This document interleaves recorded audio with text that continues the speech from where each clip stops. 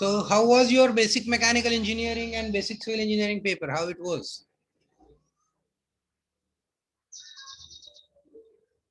Paper कसे गेले तुम्हाला पहिल्या सेमिस्टरचे?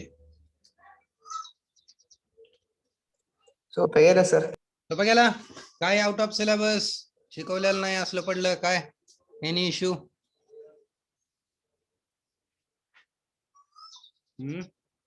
No issue? No issue. Problem सुटले का? मुळात प्रॉब्लेम पडले होते का? Yes sir. MCQ ला 1-2 पडले असतील ना टेबलचे? Yes sir. पाठ होत नाही काय? यस सर पडलेलं. Yes, sir. व्हिडिओ सोडून दिलेलं एक पडलेलं सर. हो ना.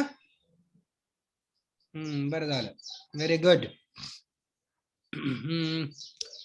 ठीक आहे. So welcome you all for the second semester of first year engineering. So results will come soon for the semester 1. Semester 1 चे रिझल्ट येतील थोड्याच दिवसात. सेमिस्टर 2 बघूयात ऑनलाईन किती दिवस घ्यावे लागतंय, ऑफलाईन कधी येताय तुम्ही सेमिस्टर 2 ला. Let us we will see, let us we will watch. Okay, so first introductory lecture of engineering chemistry was conducted by Ingole sir, है ना. So this semester you will not have physics, you will have engineering chemistry subject, है ना. Favorite subject of all. So mark भरपूर पडतात है ना.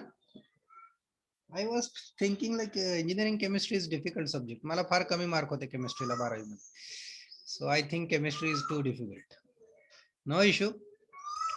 So this semester I will be teaching you a very interesting subject, very well known subject for engineering students. कुठल्याही engineering स्टुडंटला जर विचारलं तर त्याला लक्षात राहिलेला, आवडणारा किंवा आठवणारा विषय म्हटलं तर त्याच्यामध्ये इंजिनिअरिंग ग्राफिक्स असतं.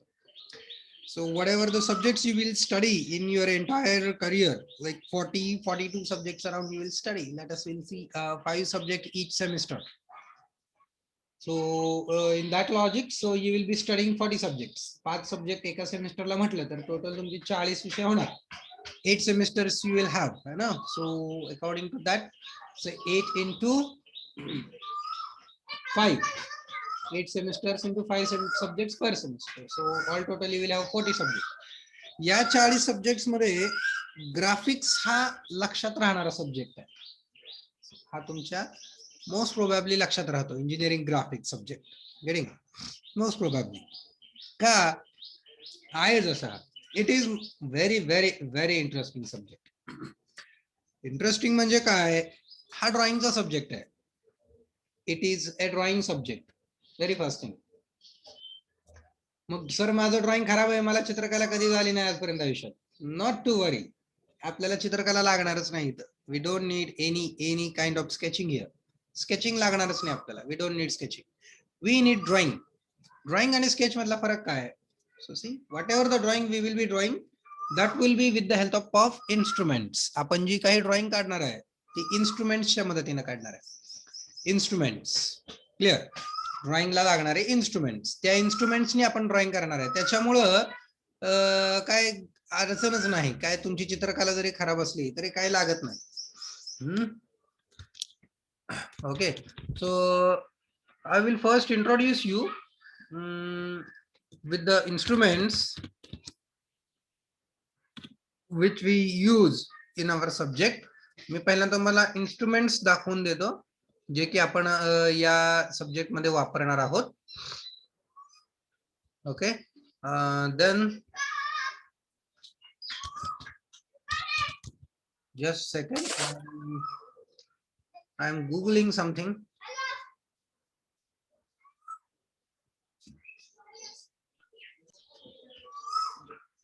सर इंजिनिअरिंग ग्राफिक्सला इंजिनिअरिंग ड्रॉइंग पण म्हणतात ना? नाही, इंजिनिअरिंग ड्रॉइंग वेगळा, इंजिनिअरिंग ग्राफिक्स वेगळा. इंजिनिअरिंग ड्रॉइंग हा पर्टिक्युलरली मेकॅनिकलच्या रिलेटेड जातो. हा, तुम्ही तसं म्हणू शकता, त्याला इंजिनिअरिंग ड्रॉइंग पण म्हणू शकता. तसं काय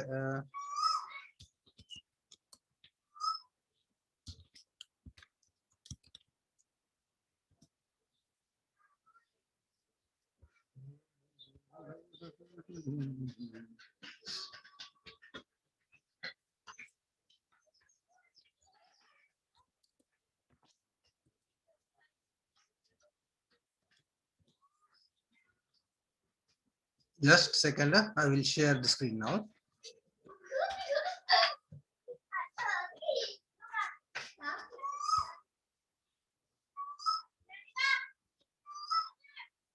Okay, got all images. Now I can share the screen.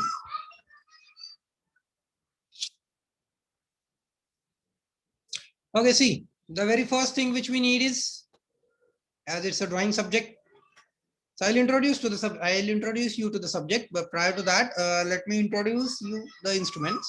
त्याच्यानंतर आपण सब्जेक्ट बद्दल वगैरे वगैरे काय काय माहिती करून घेऊयात. Can you see the screen? Yes, sir. Yes, sir. The very first instrument which we need is, सगळ्यात पहिलं इन्स्ट्रुमेंट आपल्याला कुठलं लागतं तर ते लागतं पेन्सिल, है ना. We need pencil. Very first pencil कुठली वापरायची, कुठलीही पेन्सिल नाही वापरायची. पेन्सिल वापरताना काळजी काय घ्यायची आहे, तर पेन्सिल तुम्ही वापरणार एच ची. इथं बघा, so can you see something here, H. Me round केला, इथं दिसतोय का तुम्हाला, इथं H. Okay. Yes, sir. So in our market you will find this अप्सरा, अशा कलरची पेन्सिल येते, ती एच लिहिलेली पेन्सिल वापरायची आहे. आपली जर कॅमलिनची रेड वाली बघितली तर त्याच्यावरती एच बी लिहिलेलं असतं, एच बी लिहिलेलं असतं. किंवा काही पेन्सिल्स वरती एक्स्ट्रा ब्लॅक लिहिलेलं असतं, तुम्ही बघितलं असेल कधीतरी. You might have seen extra black लिहिलेलं असतं काही पेन्सिलवर, असं एक्स्ट्रा ब्लॅक. तर आपण या वापरायच्या नाही, आपण कुठली वापरायची, एच. एच एच काय असतं किंवा एच बी काय असतं. So B stands for blackness. B काय दाखवतो की B stands for blackness. If it is B then it is more black. If it is H then it is hard. आपण hard वापरणार आहे. The pencil which is hard but which is not more black, म्हणजे जास्त black नसणार आहे, जे hard असणार आहे, आपण ती वापरणार आहे. एच मध्ये पण ग्रेड असतात, एच मध्ये पण ग्रेड असतात. एच असते, H2 असते, H3 असते. जसं जसं ते वाढत जातं तसं तसं त्याचा हार्डनेस वाढत जातो. So we will be using simply H, we will not use H2, H3. H2 वापरली तरी चालेल फार फार तर, but we will not be using H3. H3 मिळणार पण नाही तुम्हाला आपल्या आसपास कुठं मार्केटमध्ये. पेपर फाडतात अक्षरशः H3 pencils. The tip is too hard, त्यांची टिप टू हार्ड असते, खूप हार्ड असते, आणि या लिहायला फेंट असतात. ह्या पेन्सिल आहेत, ह्या लिहायला फेंट असतात. मग हे का वापरायचे नाहीत, कारण ब्लॅक वापरलं तर काय होतं, ब्लॅक पेन्सिलनं लिहिलेलं फिसकटतं. It spreads over the answer sheet. Answer sheet वरती वगैरे स्प्रेड होतात ते, त्याच्यामुळे ते आपण वापरत नाही. आता यावर्षी प्रश्न पहिला हा आहे की तुम्हाला आन्सर शीट मिळणार आहेत का नाही. That is the first question, the basic question, whether you will be getting answer sheets or not getting. But let us will follow the practice. काही जर असं जर तुम्ही इंजिनियर तर नक्कीच होणार आहात. You are going to be the engineer. So in your near future, whenever we practically you will be using, you need to use pencil H. तुम्हाला H पेन्सिल वापरायची आहे, HB कधीच वापरायची नाही. Getting? Then comes is eraser. त्याच्यानंतर eraser. Eraser non डस्टचाच वापरायचा, दुसरा कुठलाही इरेझर वापरायचा नसतो.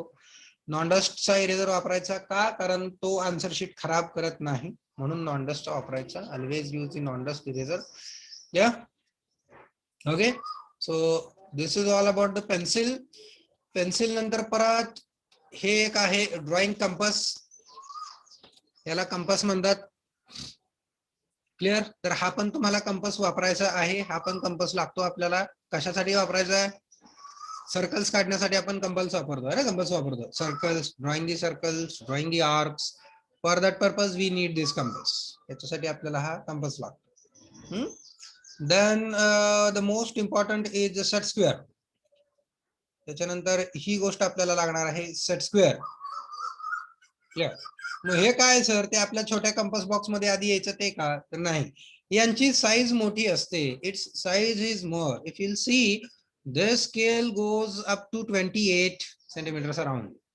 हे अराउंड 28 पर्यंत जातं, हे 33 पर्यंत जातं. Clear.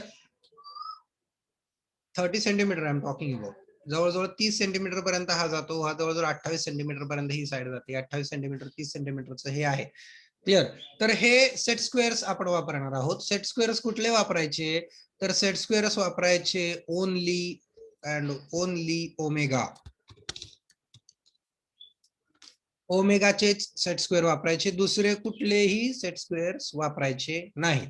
Only you guys will be using the Omega set squares. Particularly जे मेकॅनिकलला आहेत आणि जे सिव्हिल इंजिनिअरिंगला आहेत त्यांनी तर डोळे झाकून ओमेगाचेच वापरा. आता कसं आहे, आता सध्या सगळं बंद आहे, लॉकडाऊन आहे, there is a lockdown, so you may not be in position to collect these instruments. तुम्ही हे इन्स्ट्रुमेंट्स कलेक्ट करू शकता नाही शकता हा वेगळा विषय आहे, हा वेगळा भाग आहे. At least up to this 31st you will not be able to, I guess. At least या 31 तारखेपर्यंत तरी तुम्हाला ते डिफिकल्टच आहे. So from first onwards let us will see if you could purchase this. हे तुम्हाला विकत घेता आले तर बरं होईल. Most probably you all try for this. घ्याच, तुमच्या मोठ्या भावाचे असतील, मोठ्या बहिणीचे असतील, शेजारच्या मित्राचे असतील, काही हरकत नाही. It is okay, you can collect and you can use. तुम्ही घेऊ शकता आणि तुम्ही वापरू शकता, काही हरकत नाही. तात्पुरतं मग सर आम्ही कंपस मधले वापरू काही छोटे छोटे, काही गरज नाही. डोंट यूज, कंपस मधले वापरायची गरज नाही. क्लिअर. काही जणांकडं रोलर पण असतात, if I am not wrong. काही जणांनी तुम्ही रोलर पण वापरलेले असतील.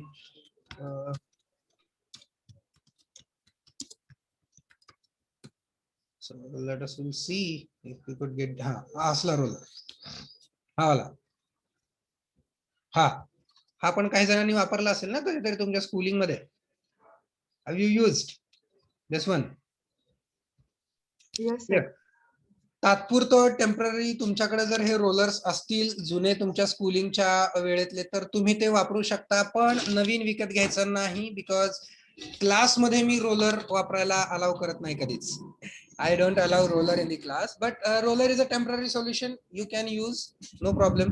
टेम्पररी सोल्युशन आहे, तुम्ही वापरू शकता. सर कशासाठी हे एवढं सेट स्क्वेअर, हे रोलर कशासाठी? कारण आपला सब्जेक्ट हा चालतो पॅरलल आणि परपेंडिक्युलर लाईन्स वरती.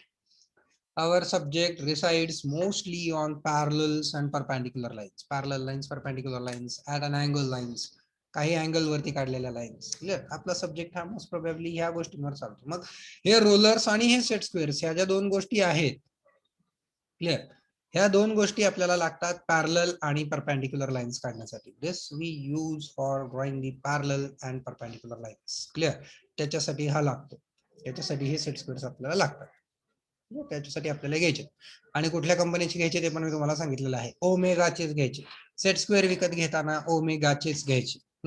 कॅमलिनचे सेट स्क्वेअर पण चांगले आहेत, पण कॅमलिनचे सेट स्क्वेअर खूप मोठे आहेत साईजने, आपल्याला हँडी नाही येते, हाताळायला थोडेसे डिफिकल्ट जातात. ओमेगाचे सेट स्क्वेअर्स एकदम परफेक्ट हँडी आहेत, परफेक्ट डिझाईन आहे त्यांचं. सो ओमेगाचे वापरले तर अतिउत्तम, पण ओमेगाचे मिळाले नाहीत म्हणून कॅमलिनचे घेतले तरी चालतील, पण ओमेगा आणि कॅमलिन सोडून दुसऱ्या कुठल्याही ब्रँडचे सेट स्क्वेअर्स घ्यायचे नाहीत. क्लिअर. Okay, good. यांना म्हणायचं set squares. Okay, set square का म्हणायचं सेट स्क्वेअर? कारण हे सेट स्क्वेअर्स वापरून आपण अँगल न मोजता सुद्धा स्क्वेअर काढू शकतो. That is why these are called as set square. त्याच्यानंतर एक गोष्ट आहे, मिनी ड्राफ्टर म्हणतात याला. So this is called as mini drafter. जर तुम्ही कॉलेजमध्ये असला असता तर हे कंपल्सरीच होतं तुम्हाला मिनी ड्राफ्टर म्हणून. हे एक आपल्याला ड्रॉइंगला इन्स्ट्रुमेंट लागतं, mini drafter. It is also must. पण आता सध्या तुम्ही काय मिनी ड्राफ्टर घेऊ नका. जर तुम्ही कॉलेजला आलात तरच मिनी ड्राफ्टर घ्या, कॉलेजला नाही आलात तर मिनी ड्राफ्टरची आवश्यकता नाही पडणार. उगाच त्याला पैसे घालू नका, 450 रुपये. पण जर भावाचा तुमच्या असेल, तुमच्या बहिणीचा कोणाचा असेल तर तो वापरायला काही हरकत नाही. I will teach you how to use it. कसा वापरायचा हे मी तुम्हाला सांगेनच, काही प्रॉब्लेम नाही. ओके, तर एवढे इन्स्ट्रुमेंट्स हे आपल्याला लागणारे मस्ट आहेत. सांगितले कुठले कुठले? पेन्सिल एच ची वापरायची कंपल्सरी, एच चीच पेन्सिल वापरायची. एच ची पेन्सिल तुम्हाला मिळेल बाहेर मार्केटमध्ये. एच ची पेन्सिल द्या म्हणायचं, अप्सराची मिळते. क्लिअर. आपल्या आसपासमध्ये बऱ्यापैकी अप्सराच अवेलेबल आहे मार्केटमध्ये. त्याच्यानंतर नॉनडस्टचा खोड रबर वापरायचा, सेट स्क्वेअर्स वापरायचे, कंपस वापरायचा. कंपस हा लागणारच आहे, कंपस हा तुमच्या जवळ पाहिजे म्हणजे पाहिजे. क्लिअर. लक्षात घ्या, कंपस मस्ट आहे. त्याच्यानंतर काय सांगितलं तुम्हाला, मिनी ड्राफ्टर जर भावाचा वगैरे कोणाचा असेल छोट्या तर तो वापरा, काही नसेल तर काही हरकत नाही. शार्पनर हा पाहिजेच, शार्पनर पाहिजे, sharpener is must, without that you will not be able to use pencil. याच्यानंतर सगळ्यात महत्वाचं येते ते स्केचबुक. स्केचबुक स्केचबुक केवढी वापरायची, स्केचबुक कशी वापरायची, तर लहान मुलांना जी मिळते, लहान मुलांची जी असते छोटी वही सारखी, तसली नाही वापरायची. स्केचबुक मधल्या पेजचं साईज हे A4 किंवा A3 पाहिजे. A3 म्हणजे A4 पेक्षा मोठी साईज. A4 केवढी असते, आपला प्रिंटआउटचा कागद असतो का नाही, प्रिंटआउटचा कागद, प्रिंटआउट मारतो का नाही आपण, तो प्रिंटआउटचा कागद असतो का नाही, तो A4 साईजचा असतो. मग ऍटलिस्ट तुमची स्केचबुक ही त्या साईजची पाहिजे किंवा त्याच्यापेक्षा मोठ्या साईजची पाहिजे. स्केचबुक A4 च्या साईजची मिळाली तरी काय हरकत नाही, किंवा मग A4 पेक्षा मोठी तरी पाहिजे. A4 पेक्षा लहान साईजचा आणायची नाही स्केचबुक. क्लिअर?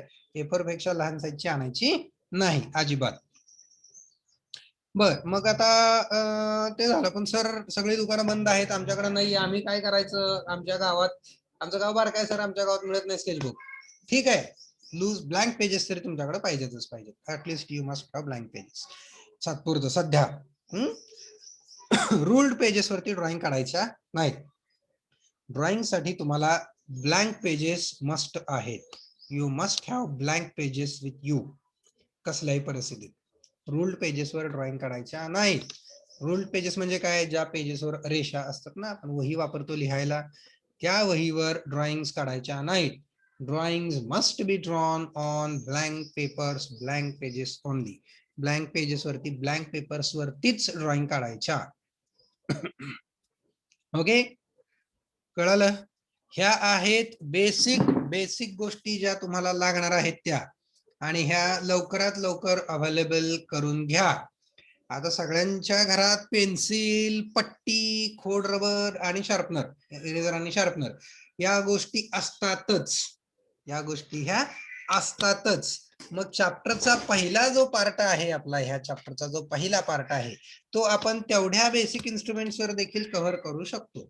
क्लिअर? मग त्याच्यासाठी तुम्ही ऍटलिस्ट तेवढ्या गोष्टी तुमच्याकडे रेडी ठेवायला पाहिजे.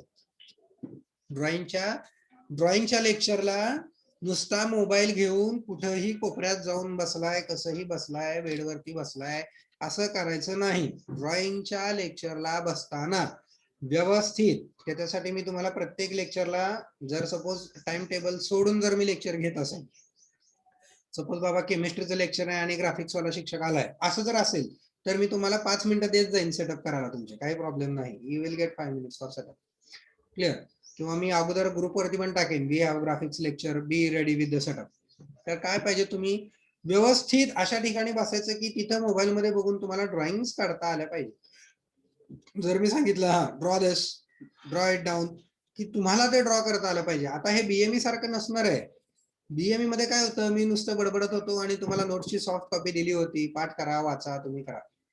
तसं आता नाही चालणार आहे. आता हे मॅथमॅटिक्स सारखं असणार आहे. जसं मॅथमॅटिक्स मध्ये तुम्ही प्रॉब्लेम घ्यायचा आणि प्रॉब्लेम सोडवायचा. क्लिअर? सरांनी प्रॉब्लेम पुढे सोडवला का तुम्ही वही पेन घेऊन बसायचा, तुम्ही प्रॉब्लेम सोडवायचा, सरांना उत्तर सांगायचं. त्या पद्धतीने आता असणार आहे. Clear? Now it will be in that way. आता हे त्या पद्धतीने असणार आहे. Clear? I may ask you to share your screen. मी तुम्हाला तुमची स्क्रीन शेअर करायला लावू शकतो, आणि किंवा तुमचा व्हिडिओ शेअर करायला लावू शकतो. व्हिडिओ शेअर करून मला ड्रॉइंग दाखवा म्हणू शकतो, तुम्हाला दाखव रे कसं ड्रॉ केलंय. So that way also I can ask you people. मी त्या पद्धतीने देखील तुम्हाला विचारू शकतो. क्लिअर? कशासाठी हे? कारण हा सब्जेक्ट फार फार फार महत्वाचा आहे. नुसता हा सब्जेक्ट जर ऐकला तर त्याचा इम्पॉर्टन्स किंवा त्याची मदत तुम्हाला होणार नाही तुमच्या करिअरमध्ये. Clear? Now let us we will come to this subject.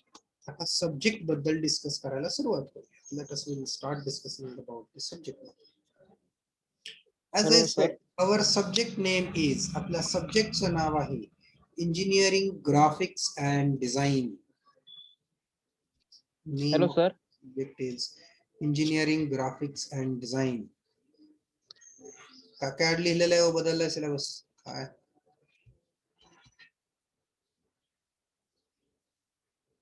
Engineering graphics and CAD लिहिलेलं आहे. Okay, so you guys have name change. तुमच्यासाठी सगळं नवीन नवीन करून दिलं युनिव्हर्सिटीला. Very good. मग काय आहे याचा अर्थ काय, what does it mean, let us we will discuss. The very first is engineering. So what is mean by engineering? You might have heard in previous semester. तुम्ही मागच्या सेमेस्टरला ऐकलं असेल. इंजिनिअरिंग म्हणजे काय आहे, इंजिनिअरिंग म्हणजे काय असतं हे तुम्ही गेल्या सेमेस्टरला बघितलेलं आहे. What is engineering? Engineering is the application of physical science, है ना, और it is application of physics. Physics application, it is application of physics और लॉज ऑफ फिजिक्स. फिजिक्सचे लॉज अप्लाय केले की इंजिनिअरिंग होतं. कशासाठी फिजिक्सचे लॉज अप्लाय करायचे? फॉर ह्युमन कम्फर्ट, है ना, to find the solution to societal problems. सोसायटीच्या प्रॉब्लेम्सना सोल्युशन फाइंड करणं. क्लिअर? त्याच्यानंतर परत ह्युमन कम्फर्ट वरती काम करणं, है ना, to improve the human comfort. ह्या गोष्टींसाठी जे फिजिक्सचे लॉज अप्लाय केले जातात त्याला काय म्हटलं जातं, तर त्याला म्हटलं जातं engineering. So engineering. Graphics. So what is graphics? Graphics is the language of engineers. Graphics ही काय आहे? Engineers ची लँग्वेज आहे. Engineers ची लँग्वेज कशी काय सर? काय म्हणायचं नक्की तुम्हाला? सचिन, इंजिनियर फक्त भारतात आहेत असं नाही है ना, इंजिनियर सगळ्या जगात आहेत, है ना, होल वर्ल्ड, है ना, in every corner of world you will find engineers. जगातल्या प्रत्येक कॉर्नर मध्ये तुम्हाला इंजिनियर्स भेटतील. मग जगात सगळीकडेच इंग्लिश भाषा वापरली जाते का? नाही. In everywhere world don't use English language. For example, China doesn't permit English. They use Chinese language. Clear? So that is how जगातल्या सगळ्याच countries ह्या English follow नाहीत करत. So while communicating with other engineer, दुसऱ्या engineer सोबत communicate करण्यासाठी मग English नाही तर मग काय वापरायचं, तर मग ही लँग्वेज वापरायची. कुठली लँग्वेज? Language of drawings. ड्रॉइंगची लँग्वेज. मग ह्या ड्रॉइंगची लँग्वेज म्हणजे काय, तर ह्या ड्रॉइंगच्या लँग्वेजला मग ग्रामर आहे का? यस, या ड्रॉइंगच्या लँग्वेजला पण ग्रामर आहे. ग्रामर म्हणजे काय? Certain rules and regulations. त्याला काय म्हटलं जातं? Certain rules and regulations. तर ते रूल्स, ते रेग्युलेशन्स आपल्याला शिकायचे आहेत, म्हणजेच आपल्याला ती लँग्वेज शिकायची आहे. आपल्याला ते रूल्स रेग्युलेशन्स शिकायचे आहेत, म्हणजेच आपल्याला ती लँग्वेज शिकायची आहे. We are going to learn that language, the language of engineers, to communicate with other engineers. दुसऱ्या इंजिनियर सोबत कम्युनिकेट करण्यासाठी जी लँग्वेज वापरली जाते त्या लँग्वेजला म्हटलं जातं इंजिनिअरिंग ग्राफिक्स. म्हणजे काय सर, समजलं नाही? इलॅबोरेटेड, समजून सांगा, काही कळालं नाही सांग. कसं असतं, let us will take an example of civil engineer. Civil इंजिनियरचा आपण एक एक्झाम्पल घेतो. सिव्हिल इंजिनियर काय करतो? सिव्हिल इंजिनियरला जर तुम्ही एक घर, एक बंगलो बांधायचं कॉन्ट्रॅक्ट दिलं, सिव्हिल इंजिनियर, सो मग तो सिव्हिल इंजिनियर तिथं घरापाशी येऊन विटा लावतो का हो? तो तिथं सिमेंट का लावतो का? नाही सर. विटा लावणे, इकडे रे ही वीट इथं लाव, ही वीट तिथं लाव, असं करतो का? तो नाही करत. तो काय करतो? What he does? He prepares Create the proper design. Correct. He prepares A design of the building. तो त्या बिल्डिंगचं डिझाईन तयार करतो, तो त्या बिल्डिंगचं ड्रॉइंग तयार करतो, आणि तो ते ड्रॉइंग, ते डिझाईन काय करतो, त्याच्या हाताखालचे जे कॉन्ट्रॅक्टर आहेत, म्हणजे जे ऍक्च्युअल काम करणार आहेत, त्यांना ते ड्रॉइंग दाखवतो. हे बघ, इथं आपल्याला इथं एक एवढ्या उंचीची भिंत घ्यायची आहे, इथं एवढे कॉलम टाकायचे आहेत, इथं एवढे पिलर्स उभा करायचे आहेत, हे इथं पिलर एक, तिथं पिलर एक, तिथं पिलर एक. How he shows with the help of drawings. तो ड्रॉइंग्सनी दाखवतो. मग आपलं छोटं घर असतं, ज्यावेळेस 5 खोल्यांचं घर आहे, 6 खोल्यांचं घर आहे, त्या केसमध्ये तो इंजिनियर तिथं जागेवरती येतो, साईटवर येतो आणि तिथल्या कामगारांना सांगतो. पण if your building is getting built on acres, तुमची बिल्डिंग जर कित्येक एकरांवरती तयार होते, 100 एकरांवरती तुमची बिल्डिंग तयार व्हायला लागली, एखादा मोठा कंपनीचा प्रोजेक्ट आहे, एखादी मोठी कंपनी उभा करायची आहे, एखादा मोठा प्लांट सेटअप करायचा आहे, मग तो एकर्स मध्ये असतो, 5 एकरांचा प्लांट असतो, 4 एकरांचा प्लांट असतो. मग प्रत्येक स्टेजवर तो इंजिनियर फिरणार का? नाही फिरणार. तो ड्रॉइंग काढतो आणि तो वर्कर्सना ड्रॉइंग देतो, and workers work according to the drawing. ते कॉन्ट्रॅक्टर जे आहेत ऍक्च्युअल कॉन्ट्रॅक्ट घेणारा माणूस तो काय करतो, तो ड्रॉइंग नुसार काम करतो. He works according to the drawing. So this is how the language of communication, this engineering graphics. ही आहे ग्राफिक्स, ही language of engineers to communicate with other engineers. Similar happens with mechanical industries. Mechanical industries मध्ये पण असंच असतं. Mechanical industries मध्ये पण design department वेगळं असतं आणि प्रोडक्शन शॉप वेगळं असतं. डिझाईन डिपार्टमेंट वाले ड्रॉइंग तयार करतात, प्रोडक्शन वाल्यांना देतात. प्रोडक्शन वाले ती ड्रॉइंग घेतात, त्या ड्रॉइंग नुसार प्रोडक्ट तयार करतात आणि क्वालिटी वाल्यांना चेक करायला देतात. क्वालिटी वाला काय करतो, तयार झालेला प्रोडक्ट मॅन्युफॅक्चरिंग युनिट कडनं घेतो, डिझाईन डिपार्टमेंट कडनं ड्रॉइंग घेतो आणि दोन्ही सारखं आहे का बघतो आणि quality okay, not okay, rejected, accepted करून पुढे पाठवतो. असे हे 3 डिपार्टमेंट चालतात मेकॅनिकल इंडस्ट्रीमध्ये. कुठले? Major 3 departments. The first one is design department. सगळ्यात पहिलं सगळ्यात मोठं कुठलं असतं? Design department. दुसरं त्याहूनही मोठं डिपार्टमेंट, त्याहूनही इम्पॉर्टंट डिपार्टमेंट हे प्रोडक्शन डिपार्टमेंट. आणि तिसरं डिपार्टमेंट असतं क्वालिटी. तिसरं डिपार्टमेंट असतं कुठलं? क्वालिटी असतं. ओके. ज्यांना फार चुका काढायची सवय असते, प्रत्येक कामामध्ये चुका काढायच्या. आईने स्वयंपाक केला त्याच्यामध्ये चुका काढायच्या, मीठ कमी आहे, हे जास्त झालंय, ते जास्त झालंय, हे असंच झालंय, हे तसंच झालंय. ज्यांना नेहमी चुका काढायची सवय असते ना, ते क्वालिटी डिपार्टमेंटला जातात. ते कशात जातात? क्वालिटी डिपार्टमेंटला जातात. ज्यांना सारखं काहीतरी उद्योग करू वाटतो, हे करून बघ, ते करून बघ, असं कर, तसं कर, हे फोड, ते फोड, ते सगळे प्रोडक्शन डिपार्टमेंटला जातात. आणि ज्यांना एकट्याला बसून अभ्यास करू वाटतो, ज्याला एकट्याला बसून अभ्यास करायची सवय आहे, ते सगळे डिझाईन डिपार्टमेंटला जातात. ते डिझाईन तयार करतात. डिझाईन तयार करणं हे दोघा तिघांचं काम असतं, तिथं मोठी टीम नसते. प्रोडक्शनला मात्र मोठी टीम असते. मग बघा इथं कम्युनिकेशन कसं झालं, डिझाईन वाल्यांनी ड्रॉइंग तयार केलं, ते ड्रॉइंग प्रोडक्शन वाल्यांनी पण वापरलं आणि ते ड्रॉइंग क्वालिटी वाल्यांनी पण वापरलं. ते काय डायरेक्टली त्या डिझाईन वाल्याला सारखं विचारायला जात नाही तिथं काय लिहिलंय म्हणून. They understand. कसं? With the help of symbols. काही त्याच्यामध्ये सिम्बॉल्स असतात, डायमेन्शन्स असतात. प्रत्येक लाईनला अर्थ असतो. डार्क लाईनला अर्थ असतो, डॉटेड लाईनला अर्थ असतो, फेंट लाईनला अर्थ असतो, सेंटर लाईनला अर्थ असतो. प्रत्येक लाईनला एक सेपरेट मीनिंग आहे, प्रत्येक लाईनला एक सेपरेट अर्थ आहे. क्लिअर? तर तो अर्थ बघितला जातो, तो अर्थ समजून घेतला जातो आणि त्याच्यानुसार पुढची कामं केली जातात. This is how the engineers communicate with the help of drawing. अशा पद्धतीनं ड्रॉइंगनं कम्युनिकेशन चालतं सगळीकडे ड्रॉइंगनी कम्युनिकेशन चालतं. बऱ्यापैकी कंपन्यांचं मॅन्युफॅक्चरिंग युनिट इंडियामध्ये असतं आणि त्यांचं डिझाईन डिपार्टमेंट इंडियामध्ये नसतं, त्यांचं डिझाईन डिपार्टमेंट फॉरेनला असतं. क्लिअर? त्यांचं डिझाईन डिपार्टमेंट फॉरेनला असतं, त्यांचं डिझाईन डिपार्टमेंट इंडियामध्ये नसतं. इंडियामध्ये काय असतं? त्यांचं प्रोडक्शन शॉप. डिझाईन डिपार्टमेंट त्यांचं तिकडे असतं. For example you might have heard, तुम्ही आधी कधीतरी ऐकलं पण असेल, रेडमी MI इंडियामध्ये मॅन्युफॅक्चरिंग युनिट चालू करणार. आपण थोडंसं मध्ये चालू केलं नव्हतं का, Indian products, use Indian products, don't use Chinese products. त्यावेळी चायनाने अनाऊन्स केलं, रेडमीने अनाऊन्स केलं. काय अनाऊन्स केलं? We will set up a manufacturing unit in India. मग ते फक्त मॅन्युफॅक्चरिंग युनिट चालू करतात, डिझाईन युनिट चालू करत नाहीत. मग डिझाईन ड्रॉइंग कुठं बनतात? तिकडे बनतात जिथं त्यांचं सेंट्रल डिझाईन डिपार्टमेंट आहे. For example late us will say in China. In China they will prepare the drawings and designs. त्या ड्रॉइंग्स आणि ते डिझाईन्स कुठे येणार? इंडियामध्ये येणार. इंडियामधले प्रोडक्शन इंजिनियर काय करणार? ते वाचणार drawing and accordingly they will produce the product. आणि त्याच्यानुसार ते प्रोडक्ट्स मॅन्युफॅक्चर करतात. Get it? Accordingly they will manufacture the products. This is how the drawings are very important. प्रत्येक फील्ड मध्ये ड्रॉइंगला महत्व आहे, प्रत्येक फील्ड मध्ये ड्रॉइंगला महत्व आहे. Every engineering branch needs drawing. Every engineering branch. Getting it? This is how the graphics is the language of engineers. मगाशी आपल्याला एक प्रश्न आला, सर इंजिनिअरिंग ग्राफिक्स म्हणजे इंजिनिअरिंग ड्रॉइंग का? हो म्हणू शकता तुम्ही. मेकॅनिकल इंजिनियर्सना थर्ड इयरला, सेकंड इयरला सब्जेक्ट आहे इंजिनिअरिंग ड्रॉइंग नावाचा. क्लिअर? पण सिव्हिल वाल्यांना इंजिनिअरिंग ड्रॉइंग नाहीये, त्यांना BPD आहे. मग BPD म्हणजे काय? Building planning and design. मग तिथं त्यांनी काय शब्द वापरलाय ड्रॉइंगला?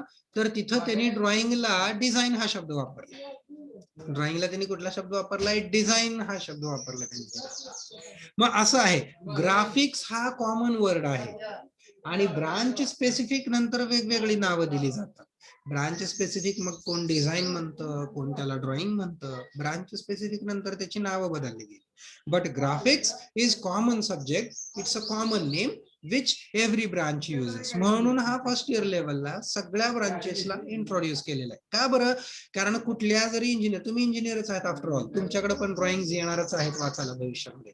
तर त्या ड्रॉइंग बघून तुम्हाला समजलं पाहिजे की व्हॉट द डिझायनर मीन्स. त्या डिझायनरला काय सांगायचंय, त्या डिझायनरला काय म्हणायचंय हे तुम्हाला कळालंच पाहिजे. हे तुम्हाला कळावं त्याच्यासाठी इंजिनिअरिंग ड्रॉइंग शिकायचं, त्याच्यासाठी इंजिनिअरिंग ग्राफिक्स शिकायचं. त्याच्यासाठी इंजिनिअरिंग ग्राफिक्स हे शिकावं लागतं. आता दुसरं, कॉम्प्युटरवाले म्हणणार आमच्याकडे कुठं काय ड्रॉइंग येणार आहे सर, आमच्याकडे ड्रॉइंग नसतं येत कॉम्प्युटरला. यस, कॉम्प्युटरवाल्यांकडे ड्रॉइंग येत नाही, मग आम्ही हा का शिकू? तर आता दुसरं लॉजिक सांगतो हा सब्जेक्ट शिकण्यामागचं. कसं माहिती का, बाकी प्रत्येक graduate other than engineer graduate सगळेच थिअरी शिकत असतात. इंजिनियर्स वेगळं काय शिकतात, तर हे ग्राफिक्स शिकतात. ग्राफिक्स काय करतो? ग्राफिक्स तुमचं इमॅजिनेशन पॉवर वाढवतो, तुमचं लॉजिकल थिंकिंग वाढवतो. It improve your logical thinking, it improve your imagination skill. Imagination वाढवतो, लॉजिकल थिंकिंग तुमचं वाढवतो. ज्याला IQ असं म्हटलं जातं ना, IQ EQ तसलं असतं ना काहीतरी. तर IQ या सब्जेक्टनी खूप वाढतं. आणि रादर मी तेच सांगतोय तुम्हाला, ज्या व्यक्तीचा IQ चांगल्या पद्धतीनं वाढतो ना, त्या व्यक्तीलाच ह्याच्यामध्ये चांगले मार्क्स पडतात. So I will give you 2 examples here for this subject. या सब्जेक्टची मी 2 एक्झाम्पल्स तुम्हाला देतो बरं, माझे रिअल लाईफ मधले एक्झाम्पल्स बरं का. आपल्या स्वेरी मधले माझे क्लासमेट्स जे होते ते पास झाले, त्यांची उदाहरणं देतो मी तुम्हाला. तर माझा एक मित्र, माझा क्लासमेट, आम्हाला आधी सेमिस्टर 1 ला ग्राफिक्स होता. आधी हा ग्राफिक्स, इंजिनिअरिंग ग्राफिक्स सेमिस्टर 1 ला होता. मग तो सगळ्या विषयांमध्ये फेल झाला except engineering graphics. Engineering graphics मध्ये त्याला 82 मार्क पडले आउट ऑफ 100. आमचा 100 मार्कचा paper. Out of 100 he scored just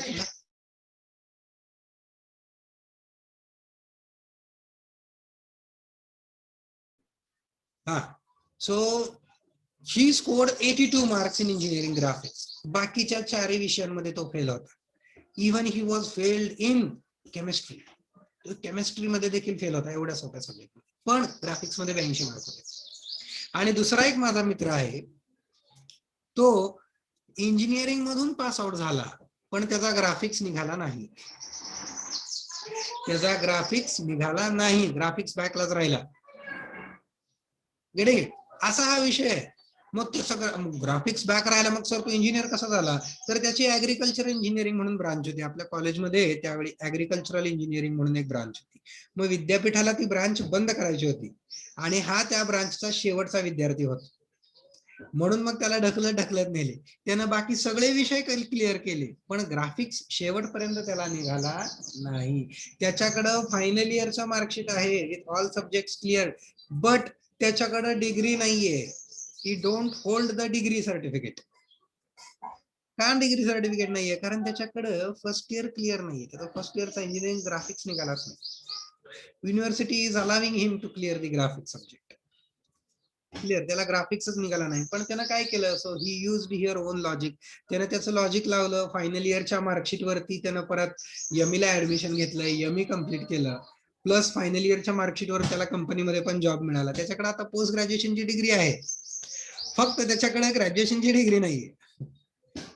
so this is how this subject engineering graphics is. हा IQ फार छान डेव्हलप करतो, आणि ज्याचा IQ चांगला आहे त्याच्यासाठी हा सब्जेक्ट फार छान आहे. Clear? It is very very good subject, very nice subject. इतका इंटरेस्ट येतो याच्यामध्ये. Every day you will learn a new concept. प्रत्येक दिवशी तुम्हाला नवीन कन्सेप्ट शिकायला मिळेल. तुम्ही कॉलेजवरती पाहिजे होता, मग हा सब्जेक्ट शिकायला फार मजा येते. If you be in the college then you will love this subject. हा सब्जेक्ट फार मजा येते शिकायला. You will love this subject. फार मजा येते, फार बेस्ट सब्जेक्ट आहे हा. Okay, I will try to make this subject as interesting as we studied in class, as we would have studied in class. आपण क्लासमध्ये शिकल्यानंतर जेवढा इंटरॅक्टिव्ह झाला असतात तेवढाच मी ह्याला इंटरॅक्टिव्ह करायचा प्रयत्न करेन. Late us will C how it goes. कसा वर्क होईल, कसा होईल बघूयात आपण. मी आता तुम्हाला इन्स्ट्रुमेंट्स काय काय लागणार आहेत ते तर सांगितलेलं आहेच. That I have already told you. So for next lecture tomorrow, you be ready with whatever instruments you can get. जेवढे तुम्हाला शक्य होत आहेत तेवढे घ्या. रादर नेक्स्ट लेक्चरला गरज नाहीये. नेक्स्ट लेक्चरला आपलं सिलेबस डिस्कशन असेल. Next lecture I will be introducing you with the syllabus. अरे हा, याच्यामध्ये हे अँड कॅड राहिलेच की सांगायचं. अँड कॅड काय आहे? सो कॅड इज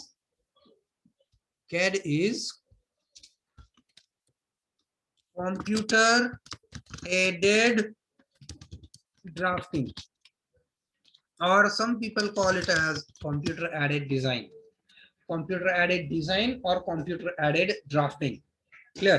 त्याला कॅड असं म्हटलं जातं. तर कॅड मध्ये आपण काही शिकणार नाही आहोत. कॅड मध्ये फक्त अगदी इंट्रोडक्शन कॅडचं आपण बघणार आहे. ते पण प्रॅक्टिकलच्या सिलेबस मध्ये आहे.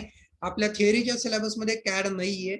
आपल्या थिअरीच्या सिलेबस मध्ये फक्त आणि फक्त ड्रॉइंगचे सब्जेक्ट्स आहेत, ड्रॉइंगचे चॅप्टर्स आहेत. ते आपण इन डिटेल शिकणार आहोत. We will study in detail all that. Clear? I will try to make you clear the things. बघूयात, आपण प्रयत्न करूयात. Commonly we all together we will discuss this very nicely. Clear? फक्त एवढंच होईल की ह्याचे जरा लेक्चर्स जास्त होतील. का? कारण मला तुम्हाला ड्रॉइंगला वेळ द्यावा लागणार आहे. So we may need to conduct extra lectures, we may need to conduct extra classes, extra lectures, extra classes पण आपले होऊ शकतात या subject. Be ready with that.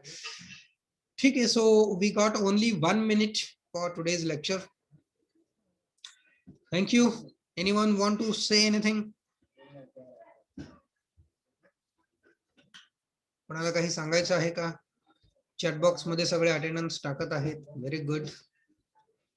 टाका टाका चॅटबॉक्स मध्ये सगळ्यांनी अटेंडन्स टाका, म्हणजे मी ती कॉपी करेन. मला स्क्रीनशॉट घ्यावे लागणार नाहीत. I will not require to take screenshots. That will be more better for मी.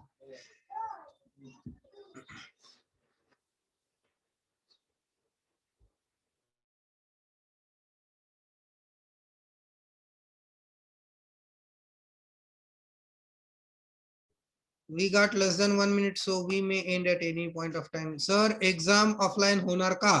नाही. जर ऑफलाईन तुम्ही कॉलेजमध्ये आलात लेक्चरला तरच ऑफलाईन एक्झाम, नाही तर ऑनलाईनच एक्झाम. जर सपोज उद्या 2 महिन्यानंतर, सपोज 2 महिन्यानंतर लॉकडाऊन उठवलं, 2 महिन्यानंतर कॉलेजेस वगैरे चालू केले, तर ऑफलाईन होणार की, तर एक्झाम पण ऑफलाईन.